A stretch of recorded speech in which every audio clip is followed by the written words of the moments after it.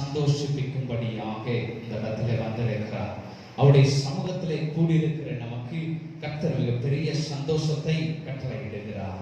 மன மகிழ்ச்சியானது நல்ல ஔஷதம் என்று வேதத்திலே சொல்லியிருக்கிறது போல கர்த்தர் நமக்கு மத்தியிலே ஒரு நல்ல மன மகிழ்ச்சியின் ஆவியை இந்த நாளிலே கட்டளையிட்டு இருக்கிறார்.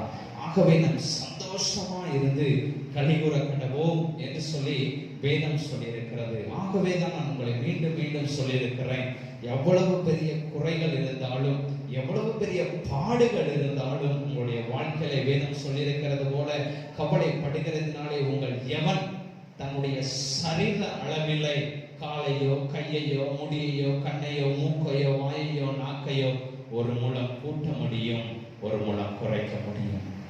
யாராவது சொல்லுங்க பார்க்கலாம், என்னுடைய வாழ்க்கையில நான் கவலைப்படுறதுனால நான் கவலைப்படக்கூடிய காரியத்தை, நான் எந்த காரியத்திற்காக கவலைப்படுகிறேனோ அந்த காரியத்தினாலே நான் அதை சரி செய்து விடுவேன்.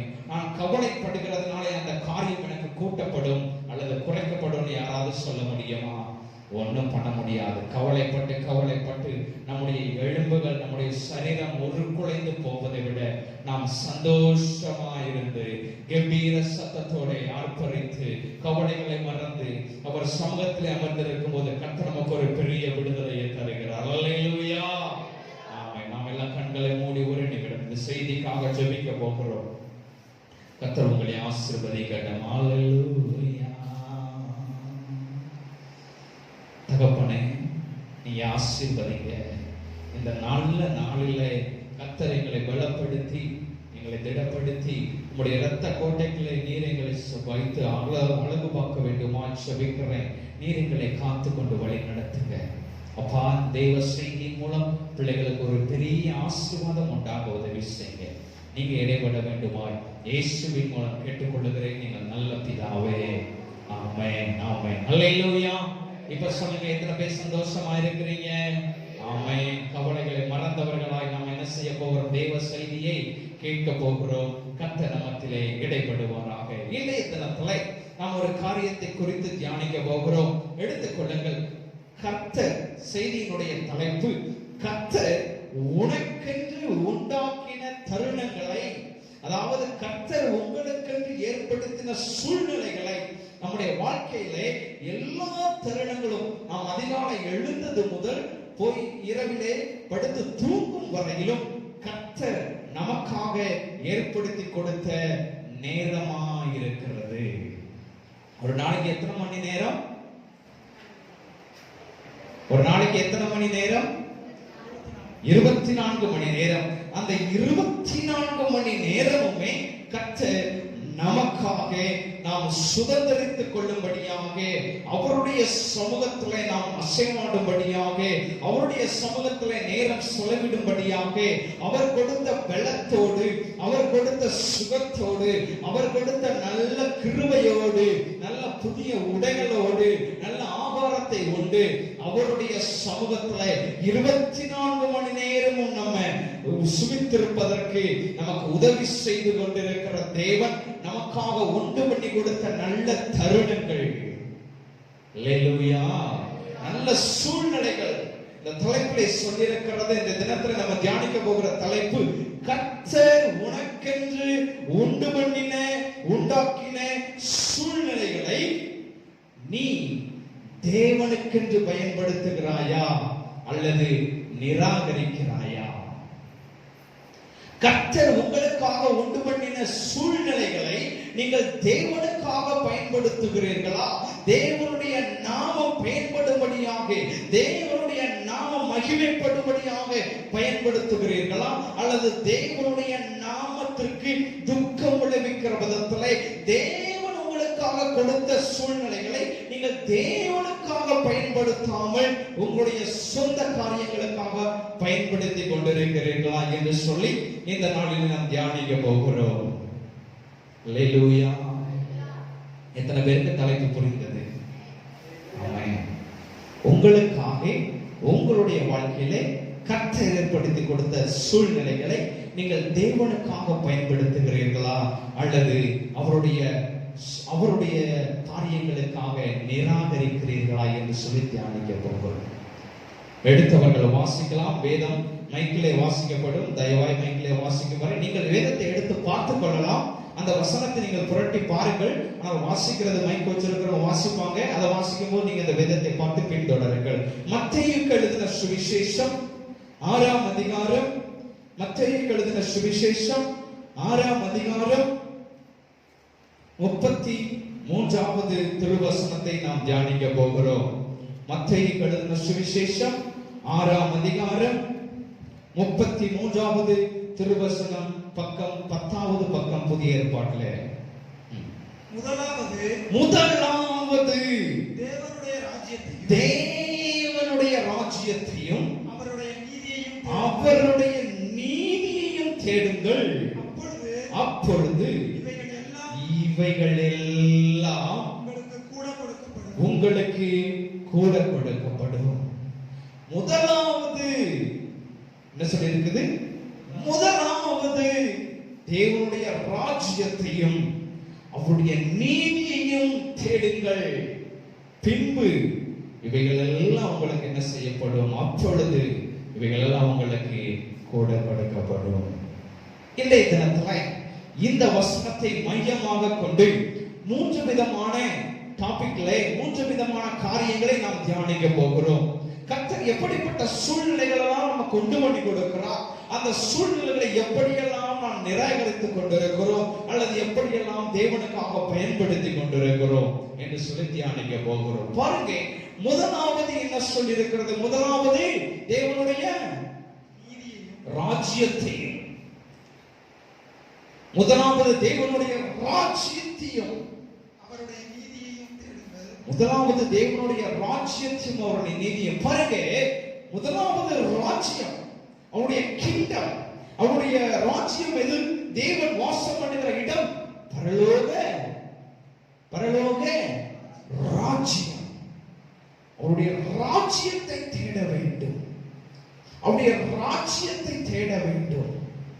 பாருங்க, இங்க அநேகர் வேலை செய்யறவங்களா இருக்கிறீங்க. எல்லாம் கம்பெனிக்கு வேலைக்கு போறீங்க, கொத்தனார் வேலை, பெயிண்டர் வேலை, ஈபி வேலை, மற்ற கம்பெனி ஒர்க்கர், மற்ற எல்லா விதமான வேலை செய்கிற ஒரு குழுமம், ஒரு கலப்படம் இந்த இடத்துல அமர்ந்திருக்கிறோம். காலை 8 மணி வச்சுக்கிறோமா, 8 மணிக்கு வேலைக்கு போகிறோம். திரும்பி மாலை 8 மணிக்கு எதை நாடி தேடுகிறோம்? வீட்டை நாடி தேடுகிறோம். நம்ம தங்கக்கூடிய ஒரு இடம், நம்ம போய் தங்கி தாவரிக்கக்கூடிய ஒரு இடம், இளைப்பாறக்கூடிய ஒரு இடம், போய் ஆகாரம் உண்டு படுத்து தூங்கக்கூடிய நமக்கென்று ஏற்படுத்தப்பட்ட ஒரு கூடாரத்தை ஒவ்வொரு நாட்களும் முடியும் பொழுது அதிகாலை தொட்டு ஈவினிங் மாலை வரையிலும் வேலை செய்து அந்த மாலை நேரம் பொழுது சாயும் பொழுது நமக்குரிய இளைப்பாறக்கூடிய ஒரு இடத்தை நாடி தேடுகிறோம். அல்லேலூயா. அல்ல வேலை செய்யற இடத்துல படுத்து தூக்கிட்டு மறுநாள் வேலை பார்க்கிறோமா? விடியும் பொழுது நமக்குரிய இல்லத்தை நாடி தேடுகிறோம். ஏன் நாடி தேடுறோம்? எதுக்காக நம்ம இல்லத்தை நோக்கி நாடி தேடி ஈவினிங்ல பொழுது சாயந்தரம் முன்னால் வீட்டுக்கு வந்து சேர்கிறோம்? ஏன் என்று சொன்னால் அதுதான் நமக்காக இந்த பூமியிலே கொடுக்கப்பட்ட கூடாரம். அல்லேலூயா. எல்லாருக்கும் புரியுதுன்னு நினைக்கிறேன். கவனமாய் கவனியுங்கள். ரொம்ப சொற்பமான நேரம் நான் முடித்து கடந்து சொல்ல ஆசைப்படுகிறேன். பாருங்க, நமக்காக இந்த பூமியிலே கொடுக்கப்பட்ட அந்த கூடாரத்தில் போய் அடைக்கலம் புகுவதற்கு, போய் சென்று இரவிலே தங்குவதற்கு நம்ம துரிதமாய் வேலைகளை செய்துவிட்டு எங்கே வேலைக்கு சென்றாலும், எவ்வளவு தூரம் சென்றிருந்தாலும் இரவிலே நம்முடைய வீட்டை நோக்கி ஓடி வருகிறோம். அதே போல்தான் கர்த்தர் நமக்காக ஒரு வீட்டை கட்டி கொண்டிருக்கிறார், நமக்காக ஒரு இடத்தை ஆயத்தப்படுத்தி கொண்டிருக்கிறார். வேதம் சொல்லியிருக்கிறது, நான் உங்களுக்காக ஒரு இடத்தை ஆயத்தப்படுத்தி கொண்டிருக்கிறேன். அவர் நமக்காக ஒரு இடத்தை ஆயத்தப்படுத்தி கொண்டிருக்கிறார், ஒரு ராஜ்யத்தை ஆயத்தப்படுத்தி கொண்டிருக்கிறார். ஒரு இடத்தை நாம் தங்கிக் கொள்ளக்கூடிய, நமக்கு போதுமான வசதிகள் நிறைந்த ஒரு நல்ல இடத்தை கர்த்தர் ஆயத்தப்படுத்தி கொண்டிருக்கிறார். அந்த இடம் எப்படிப்பட்ட விதமான சூழ்நிலைகளிலே ஆயத்தப்படுத்தி கொண்டிருக்கிறதை வேதத்திலே போட்டிருக்கிறது. அநேக மரகதங்களினாலும், அநேக முத்துக்களினாலும், அநேக வைடூரியங்களினாலும், அநேக விலையுயர்ந்த கற்களினாலும் அங்கே அங்கே நாம் வசிப்பதற்கு கர்த்தர் மிக பிரமாண்டமான பிரமிக்கத்தக்க விதத்திலே கர்த்தர் பரலோக ராஜ்யத்தை நமக்காக ஆயத்தப்படுத்தி கொண்டிருக்கிறார். அல்லேலூயா. நமக்காக ஆயத்தப்படுத்தி கொண்டிருக்கிறார். சோ அவருடைய ராஜ்யத்திற்கு நேராக அந்த ராஜ்யத்திற்கு போகுவதற்கு நீங்கள் ஆயத்தமாயிருக்கிறீர்களா? உங்களுடைய சூழ்நிலை எப்படி இருக்கிறது? உங்களுக்கு ஒரு காரியத்தை நான் இன்று சொல்ல ஆசைப்படுகிறேன்.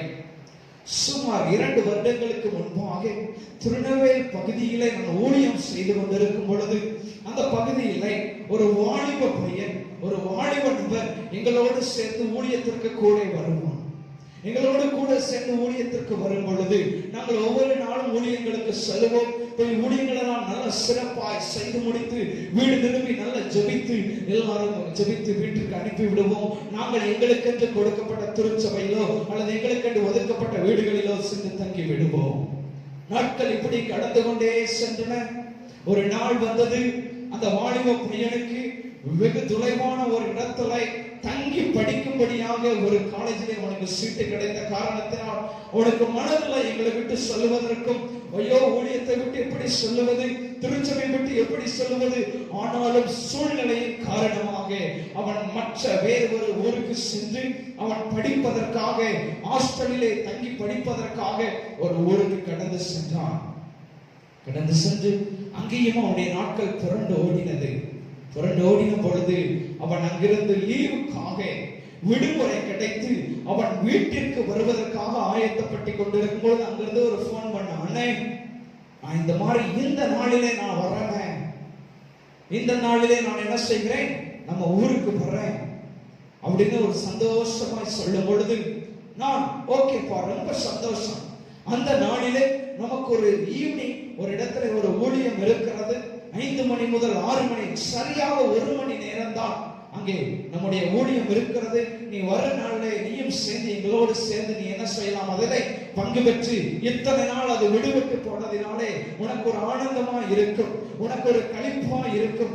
1 வார காலம் 2 வார காலம் அநேக மாதங்கள் நீ விடுபட்டு போனதினாலே உனக்கு ஒரு ஆனந்தமா இருக்கும். நீ வந்து எங்களோட பங்கு பெற்றுக்கொள் என்று சொன்ன உடனே அவனுடைய வாயிலிருந்து ரொம்ப நான் உற்சாகமான சந்தோஷமான வார்த்தைகளை எதிர்பார்த்தேன். ஆனால் அவன் சொன்ன காரியம், நானே இத்தனை நாட்களுக்கு பின்பாக என்னுடைய குடும்பத்தை பிரிந்திருந்து நான் வந்திருக்கிறேன். எனக்கு கிடைச்ச லீவு 2 நாள் தான், 3 நாட்கள். அந்த காந்தி ஜெயந்தி தொடர்ந்து ஒரு 3 நாள் லீவ் வரும் இல்லையா, அந்த 3 நாட்கள். சோ நான் என்னுடைய குடும்பத்தோடு, என்னுடைய அப்பா அம்மாவோடு, என்னுடைய சொந்த பந்தங்களோடு நான் இருக்க ஆசைப்படுகிறேன் என்று சொன்னான். நான் சொன்னேன், அவன் சொன்ன காரியம் அதை அவாய்ட் பண்ணக்கூடிய இதா இருந்தாலுமே கர்த்தர் சொல்லியிருக்கிறார், 70 முறை அவனை மன்னி. அப்படியே நான் இறங்குகிறேன் தம்பி. ஒரு நாளைக்கு 24 மணி நேரம் 23 மணி நேரம் உன்னுடைய குடும்பத்தில் நீ செலவு பண்ணு, 1 மணி நேரம் நீ அண்ணன் கூட வா. அவனால் மறுக்கவும் முடியவில்லை, சரி என்றும் சொல்லவில்லை. நான் என்னுடைய வீடு சென்று என்னுடைய சூழ்நிலைகளை பார்த்துவிட்டு நான் உங்களுக்கு சொல்லுகிறேன் அண்ணே என்று சொன்னான். அல்லேலூயா, அல்லேலூயா. அப்படி சொன்ன பொழுது அருமையான தேவஜனமே நல்லா கவனிங்க.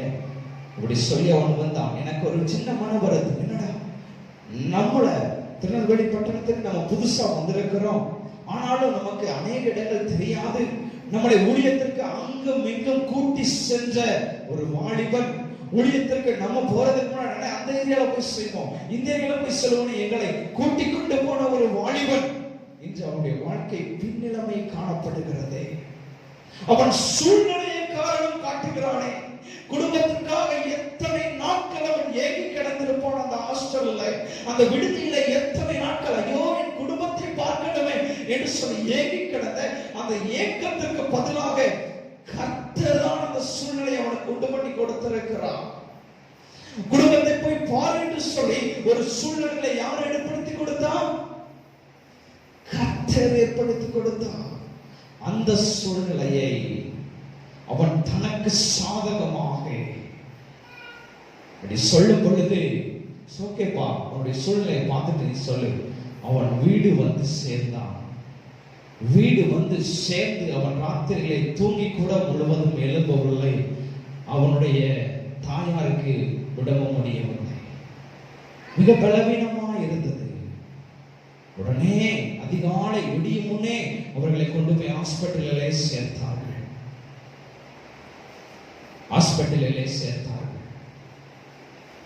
அவனால் குடும்பத்தோடு அன்று முழுவதும் அவனால் செலவழிக்க முடியவில்லை. 2ஆம் நாள் ஆயிற்று. 2ஆம் நாளும் அவனால் அந்த குடும்பத்தோடு தன்னுடைய நேரத்தை செலவிட முடியவில்லை. 3ஆம் நாள் ஆயிற்று. ஓடி வந்தார் திருச்சபையை நோக்கி. திருச்சபையில நானும் என்னோட கூட டீம்ல இருந்த வாலிபர்களும் இருக்கிறோம். ஓடி விரைந்து வந்தான். அண்ணே, நான் சொன்னது மிகப்பெரிய தவறான ஒரு காரியத்தை நான் சொல்லிவிட்டேன். கர்த்தர் என்னை தண்டித்து விட்டார் அப்படின்னு சொன்னான். அந்த வார்த்தையை சொல்லாதீங்க. கர்த்தர் தண்டிக்க மாட்டார் ஒருவரையும். கர்த்தர் ஒருவருக்கும் புறம்பே இருக்க மாட்டார். அவர் நமக்காக ஆறுதல் செய்கிறவர்.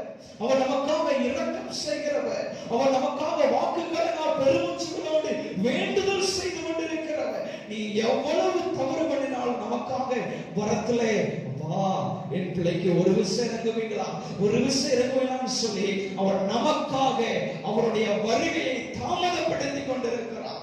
இன்னும் ஒரு விஷயம், ஒருவேளை இன்னைக்கு வந்தால் எத்தனை பேர் எடுத்துக் கொள்ளப்படுவோம்? நம்ம பக்கத்துல உள்ளவங்க இருக்கிறாங்களான்னு பாருங்க. உங்க பக்கத்துல உள்ளவங்க எடுத்துக் கொள்ளப்படணுமே. அதனாலதான் கர்த்தர் இன்றைய நாளையும் தாமதப்படுத்தி கொண்டிருக்கிறார். குடும்பத்துல எல்லாரும் வந்திருக்கிறாங்களான்னு பாருங்க. என் குடும்பத்துல 4 பேர் 5 பேர் இருக்கிறாங்களா பாருங்க. இன்னைக்கு தெய்வம் வந்தால் எடுத்துக் கொள்ளப்படுவீங்களா குடும்பமா? நம்மளாம் ஒரு கூட்ட ஜனமா இந்த திருச்சபையோடு எடுத்துக் கொள்ளப்படுவோமா? திருச்சபை நோக்கி அந்த பையன் ஓடி வந்தான். ஓடி வந்து, அண்ணே, நான் என் சுயநலமாய் நான் யோசித்து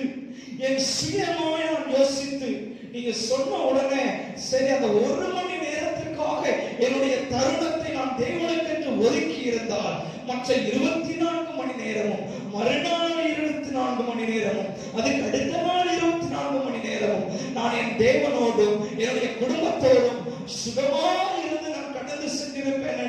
அந்த 1 மணி நேரம் தேவனுக்கு தவறியதினால என்னுடைய குடும்பத்தை பாருங்க, ஹாஸ்பிட்டல்ல போய் அட்மிட் ஆகிற நிலைமையில நல்லா இருந்தாங்களே நான் வரும் பொழுது. ஆனால் என்னென்று தெரியவில்லை. திடீரென்று பலவீனம் ஏற்பட்டது. போய் ஹாஸ்பிட்டலில் சேர்த்து சிகிச்சை எடுத்துக்கொண்டு நான் எதிர்பார்த்து என் ஃபேமிலியோடு டைம் ஸ்பெண்ட் பண்ணணும் என்று சொன்னேன் என்று நினைத்த என்னுடைய சுயம் என்னுடைய குடும்பத்தோடு என்னை இணைந்து என்னை சுகமாக இருக்க விடலையே என்று சொல்ல அவன் கதறும் பொழுது அவனிடத்துல நான் சொன்னேன், அப்பா, நான் ஆரம்பத்திலே உனக்கு சொன்னேன், 24 மணி நேரத்திலே 1 மணி நேரத்தை நீ தேவனுக்கு என்று கொடு என்று சொன்னேன். நீ தவறி போனாய். அதனால தேவனை தண்டித்தானா? தேவன் தண்டிப்பதில்லை. தேவனுக்கு கொடுக்க கூடாதபடிக்கு இருக்கிற சூழ்நிலைகளிலே பிசாசு வந்து பங்கெடுத்துக் கொள்கிறான். அல்லேலூயா. தேவனுக்கு நீங்கள் இடம் கொடுக்காதபடிக்கு உங்களுடைய சுயம், உங்களுடைய சுய புத்தி, உங்களுடைய எண்ணம் எதை சார்ந்து கொள்கிறதோ அந்த இடத்துல சுயம் என்கிறதான ஒரு காரியம் வரும்பொழுது என்னுடைய குடும்பத்திற்கு முதலாவது, பின்பு தேவனுடைய ராஜ்யத்திற்கு என்று சொல்லும் பொழுது அந்த பின்பு என்று தாவி நீங்க வர முடியும். இந்த இடத்துல ஒரு அடப்பு பிசாசு உங்களுக்கு போட்டுறான். சோ பாருங்க, அந்த 1 மணி நேரம் அவனுக்கு தேவனால் கொடுக்க முடியவில்லை. மறுநாளும் அவனால் சந்தோஷமா இருக்கவில்லை. அதுக்கு அடுத்த நாளும் அவனால் இருக்க முடியவில்லை. பிசாசானவன் நேரத்தை திருடிக் கொண்டான். சூழ்நிலையை காரணம் காட்டியிருக்கிற யாராக இருந்தாலும் சரி, எனக்கு அருமையான தெய்வ பிள்ளைகளை, இந்த ஸ்தலத்துல இந்த தேவாலயத்தில் அமர்ந்து கொண்டு இந்த செய்தியை கேட்டுக்கொண்டு இருக்கிற உங்களை பார்த்து நான் ஒன்று சொல்லட்டும். தேவனுடைய காரியத்திற்கும் அவருடைய ஜெபத்திற்கும் அவருடைய வேதம் வாசிக்கிறதற்கும் உங்களுடைய சூழ்நிலைகளை காரணம் காட்டிக் கொண்டிருக்க கூடாது. ஏன்னா நீங்க ஜெபம் பண்ணணும்னு சொன்னா தூங்குறா 10 மணி வரை தூங்கிட்டு இருக்கான். 10 மணி வரை தேவன் தூங்க பண்ண சொன்னாரா?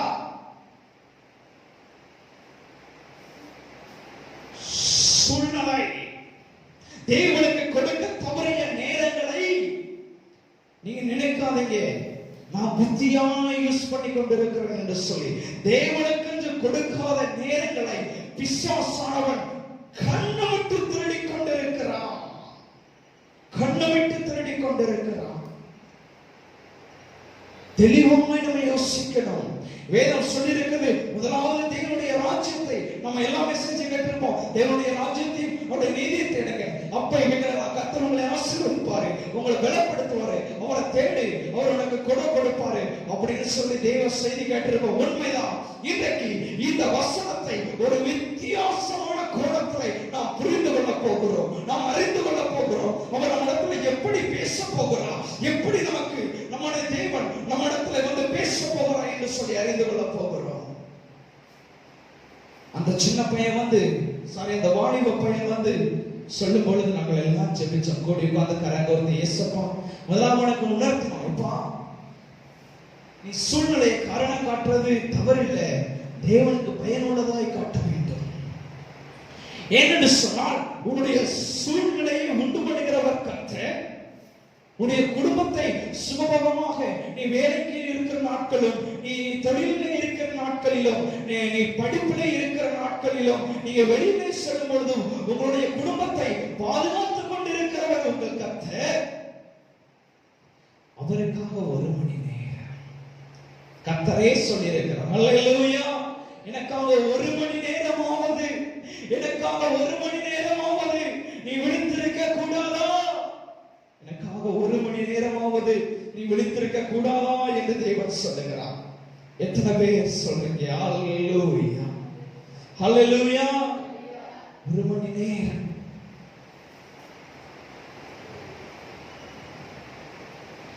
அவருக்காக சூழ்நிலைகளை வெறுத்து தள்ளுங்க. உங்களை நெருக்கி வருகிற சூழ்நிலைகளை அவருக்காக முறியடிங்க. மனதிலே நினைங்க. நீ பிரேயருக்கு எப்படி அப்படின்னா நாளைக்கு நிலைமையை பார்த்துட்டு சொல்லலாம், அப்படி இல்ல. நாளைய தினத்தை குறித்து எடுக்க பார்க்கலாம். மத்தேயு 6ஆம் அதிகாரம், அதே அதிகாரத்திலே கடைசி வசனத்தை வாசிப்போம். அதே அதிகாரத்திலே கடைசி வசனம், ஆகையால் நாளைக்காக கவலைப்படாதிருங்கள், நாளைய தினம் தம்முடையவைகளுக்காக கவலைப்படும். எத்தனை பேருக்கு புரியுது? நாளைய தினத்துக்காக கவலைப்படாதீங்க. ஐயோ நாளைக்கு போகணுமே, நாளைக்கு வேலை இருக்கே, செய்யணுமே, இதுல வேற பிரயன் வேற கூப்பிடுறாங்களே, என்னடா செய்யணும், நாளைய குறிச்சு நீங்க கவலைப்படாதீங்க. நாளைய தினத்தை நாளைய தினம் பார்த்துக் கொள்ளும். அல்லேலூயா. உங்களுக்கு ஒரு காரியத்தை நான் புரிய வைக்க ஆசைப்படுகிறேன். பாருங்க, காலை பொழுது விடுகிறது, மாலை பொழுது சாய்கிறது, இரவு வருகிறது, மீண்டும் நடுஜாமம் வருகிறது, மறுபடியும் பகல் வருகிறது, ஈவினிங் வருகிறது, எல்லாம் வருகிறது. ஆனால் நீங்கள் இருக்கிற வண்ணமாகவே தான் இருக்கிறீர்கள். அல்லேலூயா. அதேதான் ரெனால்டு, அதே ரெனால்டு தான். மறுநாள் பார்த்தாலும் அதே ரெனால்டு தான், மறுநாள் பார்த்தாலும் அதே ஜெபராஜ் தான், மறுநாள் பார்த்தாலும் அதே சரண் தான், மறுநாள் பார்த்தாலும் அதே விஜித், அதே தான். நீங்க நாட்கள் தான், நீங்கள் நாட்களுக்குள்ளே கடந்து போகிறது இல்லை. ஐயோ நாளைய தினத்துக்கு போகணுமே, நாளைய தினத்துக்கு என்னடா செய்ய, நாளைய தினத்துக்கு என்ன செய்யணும், கவலைப்படாதீங்க. நீங்க அப்படியே தான் இருக்கிறீங்க. எப்பயும் போல தூங்குறீங்க, எழும்புறீங்க, வேலைக்கு போறீங்க, சாப்பிடுறீங்க, வர்றீங்க, உட்காருங்க, 10 மணி வரை தூங்குறீங்க, என்னென்னமோ பண்றீங்க. அந்த நாட்கள் தான் உங்களுடைய வாழ்க்கையில வந்து கொண்டிருக்கிறது. அல்லேலூயா. எத்தனை பேருக்கு புரிகிறது? அந்த நாட்கள் தான் உங்களுடைய வாழ்க்கையிலே வந்து கொண்டிருக்கிறது. நீங்கள் அந்த நாட்களுக்குள்ளே போகுவதில்லை. அதுதான் சொல்லியிருக்கிறது, நாளைய தினத்தை குறித்து நீ கவலைப்படாதே. அந்த நாட்கள் தான் நம்முடைய வாழ்க்கையில ஒரு சில தருணங்களில் அநேகருடைய வாழ்க்கையிலே நாளைய தினம் விடுவதே இல்லை. அன்று ராத்திரியிலே ஒரு சிலருடைய வாழ்க்கை போய்விடுகிறது, ஒரு சிலருடைய தருணங்கள் எடுத்துக் கொள்ளப்படுகிறது, ஒரு சிலர் அந்த ராத்திரியிலே ஏதோ ஒன்று சம்பவிக்கிறது. மூணாவது பாருங்க, அந்த பயங்கரமான மலைக்கோள தாண்டவம் ஆடும் பொழுது அந்த மக்கள் நல்லா தூங்கிக்கிட்டு இருந்தாங்க. மறுநாள் அவர்கள் எந்திப்போம் என்று நிச்சயத்தில் படுத்திருப்பாங்க. எந்திரிச்சாங்களா? அந்த இடிபாடுகளுக்கு சிக்கி அந்த படத்துல போட்டிருக்காங்க, நல்ல கம்பளிக்குள்ளே அப்பா அம்மா மகள் நடுவில் படுத்து தூங்கிக் கொண்டிருந்த மாதிரியே செத்திருக்கிறார்களே. நாளைய தினம் இடியும் என்கிற நிச்சயம் உங்களுக்கு உண்டா? நாளைய தினத்தை குறித்து கவலைப்பட்டுக் கொண்டிருக்கிறீங்க. நாளைய தினம் உங்களை குறித்து கவலைப்படும். அல்லேலூயா, அல்லேலூயா. சூழ்நிலை காரணம் எப்பவுமே காட்டக்கூடாது. சூழ்நிலை, தேவ சமூகத்திற்கு சூழ்நிலைகளை காரணம் காட்டக்கூடாது. சூழ்நிலை காரணம் காட்டினால் அந்த 1 மணி நேரம், அந்த 2 மணி நேரத்திற்காக உங்களுடைய சூழ்நிலைகளை நீங்கள் காரணம் காட்டினால் தேவன் உங்களை தண்டிப்பதில்லை. அந்த நேரத்தை பிசாசானவன் திருடிக்கொண்டு அதை விட பல மடங்கான நாட்கள் நேரங்களில் நீங்கள் அவதிப்படும்படியாக அவன் செய்வான். நான் சாபம் விடல, நீங்க எச்சரிக்கையா இருக்க வேண்டும். அவனுக்கு இடம் கொடுக்காதீர்கள், அவனுக்கு இடம் கொடுக்காதீர்கள். 2 மணி நேரம் 1 மணி நேரம் தேவனுக்கு ஒவ்வொரு நாளும் உங்க வீட்டுல எழுந்து அதிகாலை 1 மணி நேரம் ஜெபிக்கணும் அப்படின்னு பையன்களுக்கு சொன்னா ஜெபிக்கணும். அந்த நேரத்தை பிசாசானவனுக்கு ஐயோ முடியல, எனக்கு சோம்பேறியா இருக்கு, என்னால முடியலன்னு சொல்லி சோம்பலா இருந்தா என்று சொன்னால் அந்த நாள் முழுவதும் பிசாசானவன் திருடிக் கொள்ளுவான். அவருக்கு நீ 1 மணி நேரம் கொடுக்க தவறிவிட்டாய் என்று சொன்னார்.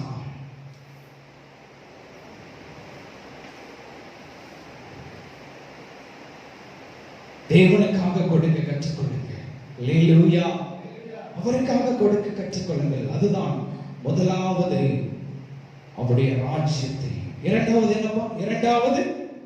முதலாவது அவருடைய ராஜ்யத்தையும் அடுத்து அவருடைய நீதியையும் தேட வேண்டும். இரண்டாவது நம்ம தியானிக்க போகிறோம், அவருடைய நீதியை தேட போகிறோம். அவருடைய நீதி என்றால் என்ன? அவருடைய நீதியை நம்ம தேடணும். அவருடைய நீதியை எப்படி தேடுகிறது? ராஜ்யத்திற்கு நம்ம போகிறோம், அவருடைய நீதி எப்படி என்று சொல்லி நம்ம தியானிக்க போகிறோம். அல்லேலூயா. உபாகமம் 5ஆம் அதிகாரம் 29வது வசனத்தை ஒருவர் வாசிக்கலாம். உபாகமம் 5ஆம் அதிகாரம் 29வது திருவசனம்.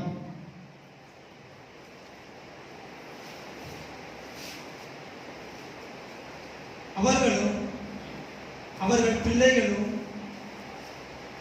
என்றென்றைக்கும் நன்றாயிருக்கும்படி அவர்கள் என்னாலும் எனக்கு பயந்து என் கற்பனைகள் எல்லாம் கை கொள்ளுவதற்கேற்ற இருதயம் அவர்களுக்கு இருந்தால் நலமாயிருக்கும். அல்லேலூயா. இங்கே கற்பனை, அவருடைய நீதி இரண்டும் செமிலர், இரண்டும் ஒன்றோடு ஒன்று ஒற்றுக்கொள்ளுகிறது. அவருடைய கற்பனைகளை கடைபிடிக்கிறது தான் அவருடைய நீதியிலே நடக்கிறது. அவருடைய கற்பனைகளின்படி நடக்கிறது தான் அவருடைய நீதியிலே நம்ம நடந்து செல்கிறது. சோ அவருடைய நீதியிலே நடக்கும் பொழுது நமக்கு என்ன செய்யப்படும்? அவர்களும் அவர்கள் பிள்ளைகளும் என்றென்றைக்கும் நன்றாயிருக்கும்படி அவர்கள் என்னாலும் தேவனுக்கு பயந்து அவருடைய கற்பனைகளை எல்லாம் கைக்கொள்வதற்கு ஏற்ற இருதயம் அவர்களுக்கு இருந்தால் நலமாயிருக்கும். அல்லேலூயா. கைக்கொள்வதற்கேற்ற இருதயம் அவர்களுக்கு இருந்தால் நலமாயிருக்கும். நீதி நம்ம என்ன சொல்லுகிறோமோ, இங்கிருந்து என்ன ஆலோசனை, வேதத்திலிருந்து என்ன ஆலோசனை சொல்லுகிறோமோ அதை கேட்கிறது மாத்திரமல்ல, அதை வாழ்க்கையிலே அப்ளிகேட் பண்ணணும், அதை வாழ்க்கையிலே நடைமுறைப்படுத்தணும்.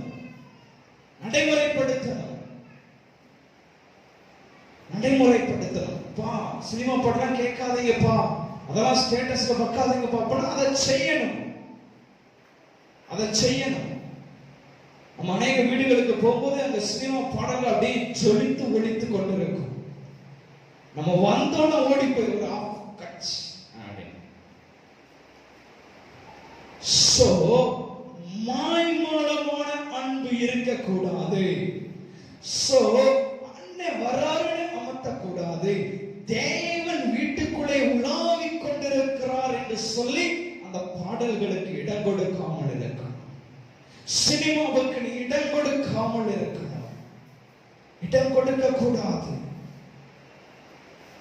தேவ சமூகத்திற்கு என்று நம்மளை அர்ப்பணிக்க வேண்டும். அதுதான் அவருடைய நீதியை நிறைவேற்றுகிறது. அல்லேலூயா. நீதியை நிறைவேற்றுகிறது. தேவ சமூகத்துல அவருடைய நீதி, நான் நீதியா இருப்பேன், நீதியா இருப்பேன் அப்படின்ட்டு காலையில எப்பா ஜெபம் பண்றதுக்கு எழும்புப்பா அப்படிங்கும் போது அப்படின்ட்டு அங்கிட்டு திரும்பி படுக்கிறது.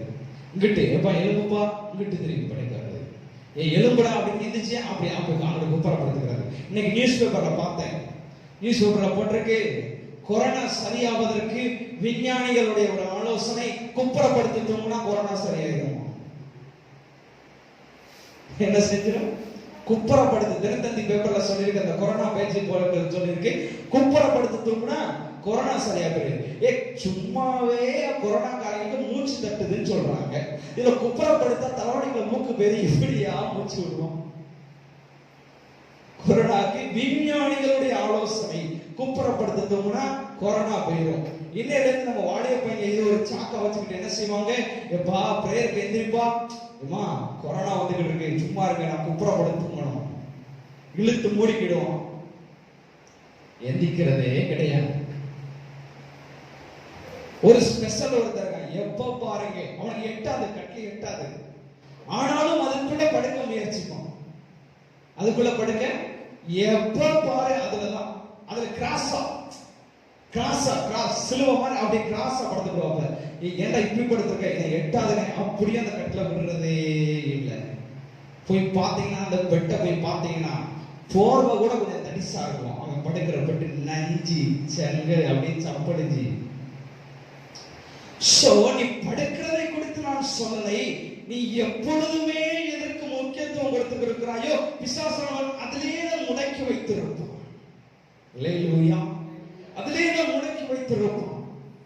அதிலேதான் ஒருத்தர் பார்த்து சொல்ற, தம்பி நீ நீதியா இருக்கணும், நீ திருச்சபையில ஒரு வாலிப பையனா இருக்கிற, முன்னுதாரணமா இருக்கணும், நல்ல அழகா மண்டையெல்லாம் வெட்டி முடியெல்லாம் வெட்டி வந்துடணும் அப்படின்னு சொன்னா சரிங்கனே போயிட்டு தலையை வெட்டிட்டு வந்திருக்கான். சேவலுக்கு பின்னாடி கொண்டையில இருக்கு தெரியுமா, அவ்வளோ இதுகள் இருக்குது. பின்னாடி ஒண்ணும் இல்ல, முன்னாடி ஒண்ணும் இல்ல, சைடுல ஒண்ணும் இல்ல, முன்னாடி கொஞ்சம் மூக்கு கண்ணெல்லாம் இருக்குது, நடுவுல அப்படி கொண்ட மாதிரி அப்படி நிக்குது. உன்னுடைய நீதி ரொம்ப சூப்பர்ப்பா, உன்னுடைய நீதி ரொம்ப சூப்பர், உன்னுடைய நீதி அருமையா இருக்குது அப்படின்னு பாருங்க. நம்ம விளையாட்டுத்தனமா இருந்தாலுமே சிறு சிறு காரியத்தில் கூட கர்த்தர் நம்ம மேலே நோக்கமாய் இருக்கிறார். அதிலும் பிசாசானவனும் நம்ம மேலே நோக்கமாய் இருக்கிறார். எப்போ ஒரு சின்ன தருணம் கிடைக்கும், எப்போ ஒரு சிறிய பொழுது கிடைக்கும் என்று சொல்லி அவன் நோக்கமாய் இருக்கிறான்.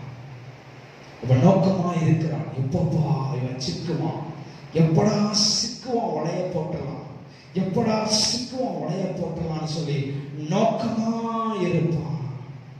அதை விட வேதம் சொல்லி இருக்கிறது, ஓநாய்களுக்குள்ள உங்களை அனுப்புகிறேன், நீங்க எப்படி இருக்கணும், வினாவை போல சர்ப்பங்களை போல வினா உள்ளவர்களாயும் புறாவை போல கபடற்றவர்களாக இருங்கள் என்று சொல்லி இருக்கிறது. வளைய போட்டு அதுக்கு முன்னாடி நம்ம போட்டுறணும். அதுக்கு முன்னாடி இப்போ நம்ம ஒரு இடம் வாங்கியிருக்கோம் அப்படின்னு சொன்னா பக்கத்துல உள்ள இடத்துக்காரன் நம்மளை ஆக்கிரமித்துக் கொள்றதுக்கு முன்னாடி தூண்டலாம் ஊனி முள்ளு வேலியோ அல்ல கம்பி வேலியோ அல்ல கோட்டச்சவரோ ஏதாவது ஒண்ணு மேவி விட்டுறணும், இல்லாட்டால் கொள்ளையாடி போயிடும்.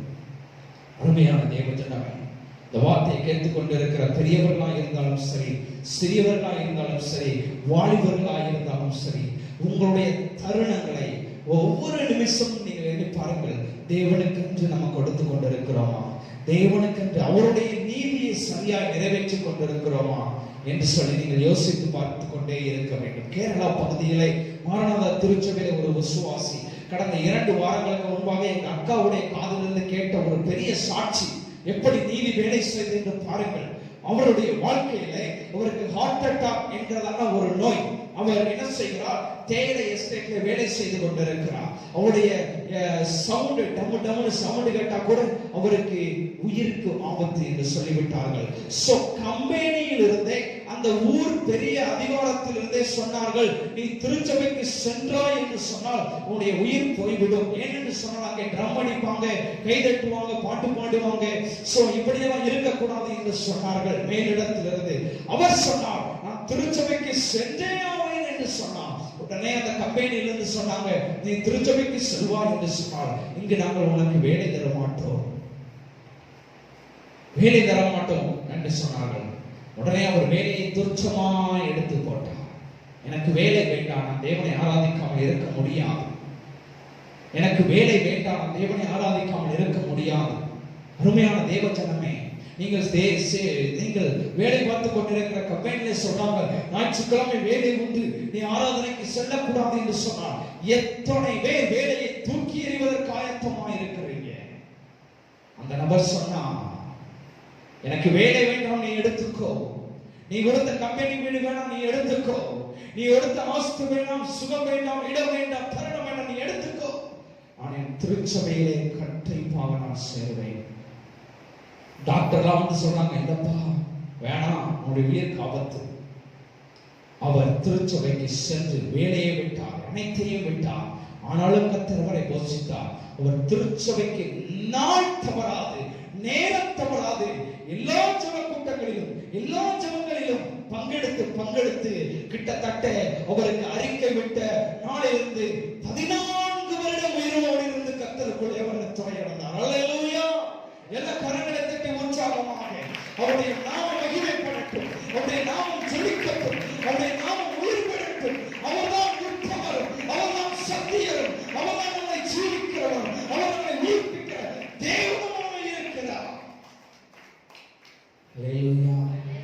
மனிதர்கள் சொல்லுவார்கள், நம்முடைய முகத்தை பார்த்து, நம்முடைய இருதயத்தினுடைய நிலைமையை பார்த்து ஸ்கேன் செய்து அதெல்லாம் சொல்லுவாங்க. கர்த்தர் நம்முடைய இருதயத்தை பார்க்கிறார், உள்ளே பார்க்கிறார். அல்லேலூயா! வேதம் சொல்லியிருக்கிறது, குமாரன் விடுதலையாக்க நீங்கள் என்ன செய்வீங்க? மெய்யான விடுதலை.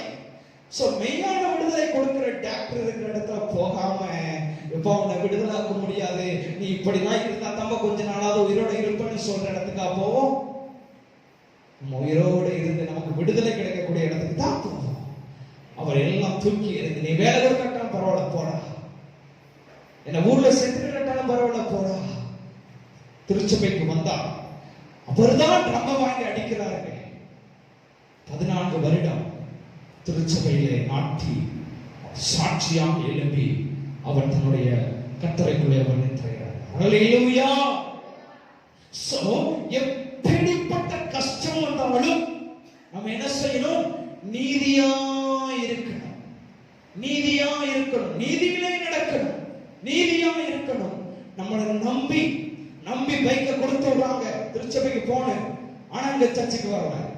இல்ல எங்க போனேன், யார்கிட்ட கேட்க முடியும் எங்க போனான்னு சொல்லி? ஆளை காணோம். நானும் தேடுறேன், அவங்க அப்பா தேடுறாங்க, இங்க ஹாஸ்பிட்டல்ல பையன் எல்லாம் தேடுறேன், காணோம். ஆனா அவரு கொஞ்ச நேரம் கழிச்சு அப்படியே ராஜா மாதிரி வராப்புல, ஜக ஜக ஜக ஜக ஜக ஜக. எல்லாம் பதறி போய் ஆளை காணோம் பதறி போய் பார்த்தா வரான் பையா அப்படியே ஜம்மன் முகாஸ்டாலின் பேர மாதிரி வரான்.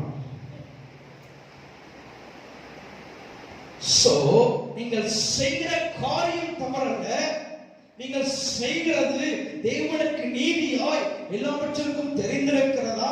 எல்லாரும் நம்ம எங்கிருந்து நீதியாய் நம்ம செய்கிற காரியம் தேவனிடத்திலிருந்து உத்தரவு வருகிறதா? நம்ம செய்யக்கூடிய காரியம் நம்ம மேலிடத்திற்கு தெரிந்திருக்கிறதா என்று சொல்லி எல்லாவற்றையும் கம்பேர் பண்ணி எல்லாவற்றையும் யோசித்து பார்த்து நிதானமாய் செய்யும் பொழுது அவை பதட்டம் இருக்காது.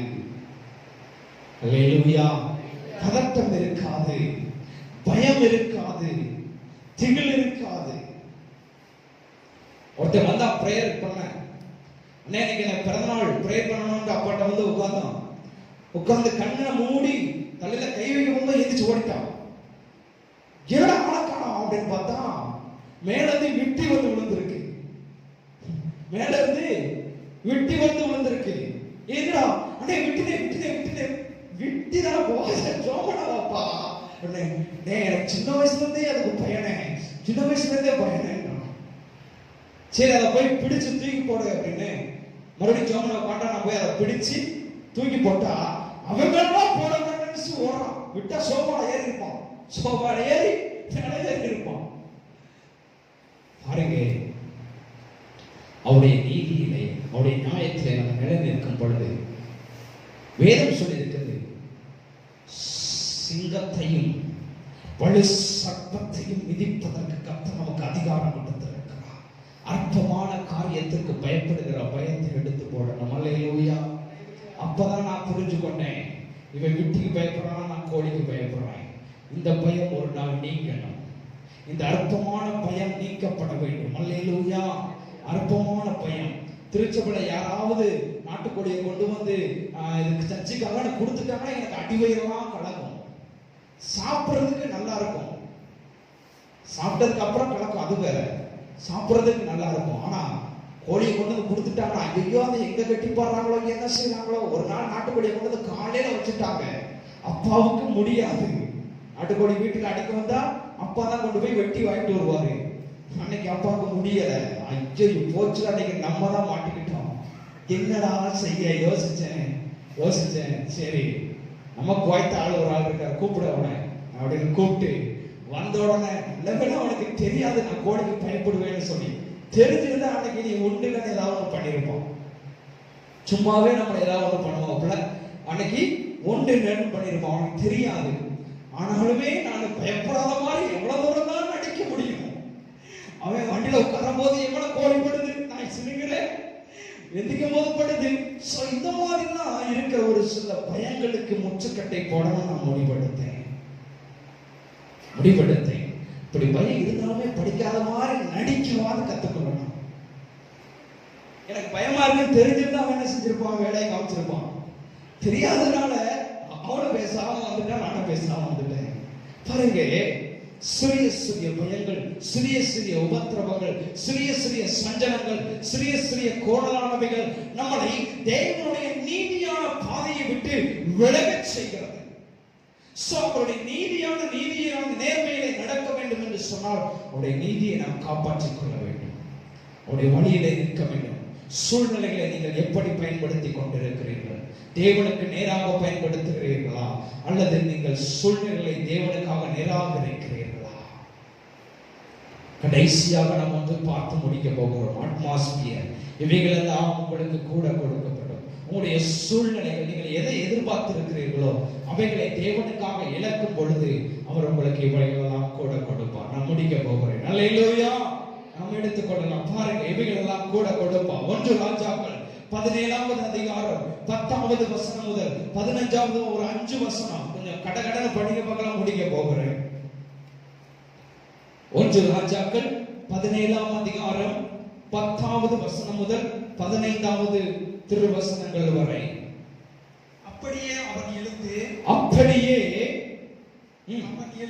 அவன் எழுந்து சாரிபாத்துக்கு போனான். அந்த பட்டணத்தின் ஒளிமுக வாசலுக்கு அவன் வந்த பொழுது அங்கே ஒரு விதவை விறகு பொறுக்கிக் கொண்டிருந்தாள். அவன் அவளை பார்த்து கூப்பிட்டு நான் குடிக்கிறதற்கு கொஞ்சம் தண்ணீரும் ஒரு பாத்திரத்தில் எனக்கு கொண்டு வா என்று சொன்னான். கொண்டு வர அவள் போகிற பொழுது அவன் அவளை நோக்கி கூப்பிட்டான். கொஞ்சம் அப்பமும் உன் கையிலே எனக்கு கொண்டு வா என்றான். கொஞ்சம் அப்பமும் உன் கையிலே கொண்டு வா என்றான். அதற்கு அவள் பானையில் ஒரு பிடி மாவும் களையத்தில் கொஞ்சம் எண்ணெயுமே அல்லாமல் என்னிடத்தில் ஒரு அடையும் இல்லை என்று உம்முடைய தேவனாகிய கர்த்தருடைய ஜீவனை கொண்டு சொல்லுகிறேன். இதோ நானும் என் குமாரனும் சாப்பிட்டு செத்து போக அதை எனக்கும் அவனுக்கும் அதை எனக்கும் அவளுக்கும் ஆயத்தப்படுத்துகிறதற்கு 2 விறகு பொறுக்குகிறேன். 2 விறகு பொறுக்குகிறேன் என்றால் கொஞ்சம் வேகமா. அப்பொழுது எலியா அவளை பார்த்து பயப்படாதே, நீ போய் உன் வார்த்தையின்படி ஆயத்தப்படுத்து. ஆனாலும் முதலில் அதிலே எனக்கு ஒரு சிறிய அடையை கொண்டு வா, என்னிடத்தில் கொண்டு வா. பின்பு உனக்கும் உன் குமாரருக்கும் பண்ணலாம். கர்த்தர் தேசத்தின் மேல் மழையை வருஷிக்கப்படும் நாள் மட்டும் பானையில்